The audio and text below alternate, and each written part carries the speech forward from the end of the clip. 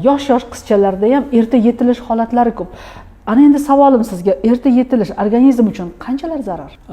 Organizm uchun birinchi o'rinda vohlikdan, balki qanaqadir o'sha narsalarni ko'rgandan keyin 10 yosh, 9 yoshdan masturbatsiyani boshlaydi.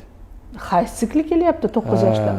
Masturbatsiyani boshlaydi, demak, ya'ni uretrit, prostatit va qo'shimcha kasalliklarning rivojlanishiga, infeksiya tushirib qo'yyapti, har xil narsalar bilan qilib yoki qanaqadir sovunlanishadi, qanaqadir mazlanishadi, shunaqa oldin bilib bilmay. 6 yoshmi, 5 yoshmi esimda yo'q, necha yosh patsient keldi, shunaqa vaziyatda uyimga olib kelishdi hatto. Uyimga olib kelishdi, doktor telefon qilib keldi. Endi onasini nimani qaysidir maz surkagan, onasini mazini olgan, qanaqadir maz bo'lgan, u og'riq qoldiradigan mazliklar, azalashmasam, qaysi mazligi esimda yo'q. O'shani poni bulbuliga, moyaklariga surgan, u maz terisini kuydirgan, majbur bo'lib, endi bilmayman nima uchun surgan, nima maqsadda surgan, u menga qorong'u.